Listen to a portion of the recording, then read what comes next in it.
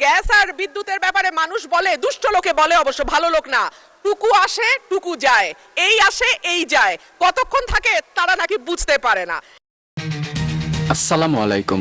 বর্তমান সময়ে সবচেয়ে জনপ্রিয় নেত্রী রুমিন ফারহানা, তিনি জনগণের সমস্যার কথা বললেন সংসদে, এবং এই রুমিন ফারহানার বক্তব্যের সাথে আপনার বক্তব্য বা আপনার মতামতের কি কোনো মিল আছে?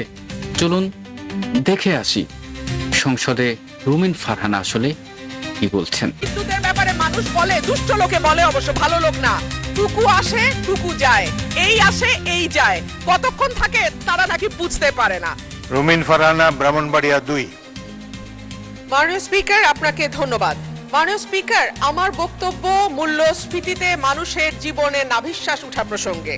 ১৮০ দিনের অগ্রাধিকার তালিকার মধ্যে এই সরকারের প্রথম ৩টি কাজের একটি ছিল আইন শৃঙ্খলার উন্নতি, ২ নম্বরে ছিল দ্রব্যমূল্য নিয়ন্ত্রণ এবং ৩ নম্বরে হলো জ্বালানি খাতের নিশ্চয়তা। মাননীয় স্পিকার, আইন শৃঙ্খলা পরিস্থিতি নিয়ে কথা বলতে গেলে মুশকিল হচ্ছে, আমাদের আইন শৃঙ্খলা সংক্রান্ত যিনি স্বরাষ্ট্রমন্ত্রী আছেন তিনি হয় ব্যঙ্গ করেন আর না হলে বাক চাতুর্য দিয়ে পুরো বিষয়টিকে ঢেকে দিতে চান। কিন্তু সাধারণ মানুষের সঙ্গে কথা বললে মাননীয় স্পিকার জানা যায় যে বাংলাদেশে পররাষ্ট্র মন্ত্রণালয়ে যেমন ৩ জন মন্ত্রী আছেন, ৬৪টা জেলায় ৬৪ জন আইন শৃঙ্খলা বিষয়ক স্বরাষ্ট্রমন্ত্রী থাকলে কেবল মন্দ হতো না বাংলাদেশের আইন শৃঙ্খলা পরিস্থিতির এতই ভালো অবস্থা।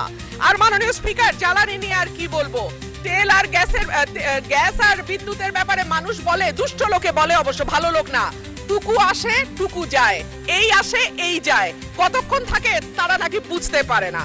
এইবার আসি মাননীয় স্পিকার, যখন তেলের দাম বাড়ছে, যখন বিদ্যুৎ হাহাকার এবং যখন গ্যাস পাওয়া যায় না, তখন ১ কোটি নতুন কর্মসংস্থান সৃষ্টি করবে বলে যেই সরকার প্রতিশ্রুতি দিয়েছিল নির্বাচনে, সেই সরকার ক্ষমতায় আসার ৬ মাসের মধ্যে ৬২,০০০ লোক তাদের চাকরি হারিয়েছে, আর ৯০০-র উপরে কলকারখানা বন্ধ হয়ে গেছে।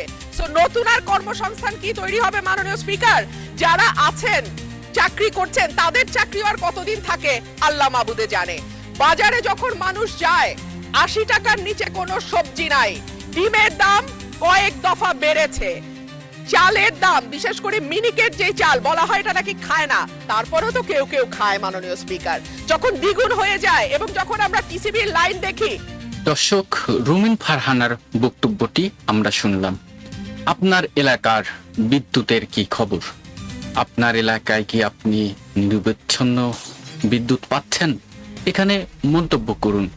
আপনার গুরুত্বপূর্ণ মন্তব্যটি আমরা সবাই পড়ব, আপনার এলাকার খবর জানব। দেখা হচ্ছে খুব শীঘ্রই আরো সুন্দর একটি ভিডিওতে। সে পর্যন্ত ভালো থাকবেন। আল্লাহ হাফেজ।